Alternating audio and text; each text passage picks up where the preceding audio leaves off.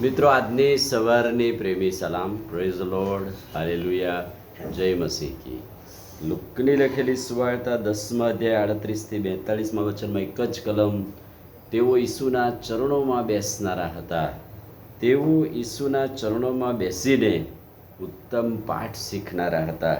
અને એ વચનો આપણે જુદી રીતે જોયા, પણ આ શાસ્ત્ર પર આધારિત શિષ્યો પણ ઈસુના ચરણ પર બેસીને, ઈસુના હાથ નીચે બેસીને, ઈસુના પગ આગળ આવીને ઉત્તમ શિક્ષણ પ્રાપ્ત કરતા હતા. એટલે કે શિષ્ય એટલે શીખનાર, અને એનો ગુરુ હોય, અને ગુરુના ચરણોમાં કે ગુરુના હાથ નીચે બેસીને શીખીએ. જેમ કે આપણે આપણા ક્લાસરૂમમાં આપણા શિક્ષકના હાથ નીચે, એમના નેજા હેઠળ આપણે શિક્ષણ પ્રાપ્ત કરીએ છીએ, એમ પ્રભુ ખ્રિસ્ત, રાજાના રાજા, પ્રભુના પ્રભુ, એના ચરણોમાં બેસીને શીખનારા શિષ્યોની વાત પણ ઈશ્વરની એક એક વાણીને સાંભળવી, એનો અમલ કરવો અને એ પ્રમાણે જીવવું, એ શિષ્યોની લાક્ષણિકતા છે.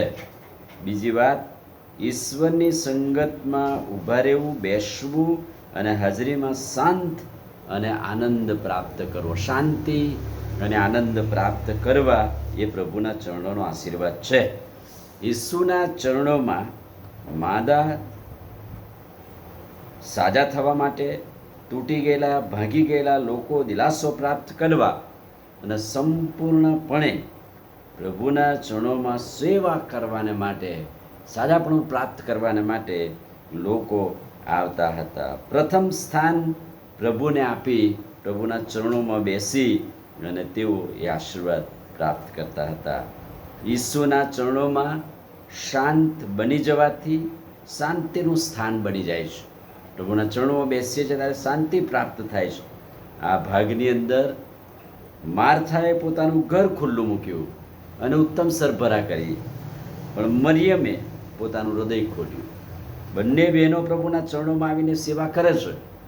માર્થાની સેવાનો ધ્યેય જુદો છે કે પોતાના ઘરમાં આવનાર સ્વામીની તે સરભરા કરી શકે, પણ મરિયમે પોતાનું હૃદય ખોલ્યું અને એટલા માટે એ ભાગને શ્રેષ્ઠ ગણવામાં આવ્યો. સારો ભાગ પસંદ કર્યો છે, જે તેની પાસેથી લઈ લેવામાં આવશે નહીં. માર્થા શારીરિક ખોરાક માટે ચિંતા કરે છે, પણ મરિયમ પોતાના આત્માને તાજો કરે છે. પ્રભુના ચરણોમાં બેસીને મરિયમ પોતાના આત્માને તાજો કરે છે. આજે સવારે ઈશ્વરના ચરણોમાં બેસીને ઈશ્વરની જે શાંતિ છે પ્રાપ્ત કરીએ. આપણે પ્રભુના ચરણોમાં બેસીને શિષ્ય કે શિષ્યા તરીકે એ ગુરુ પાસેથી શીખીએ.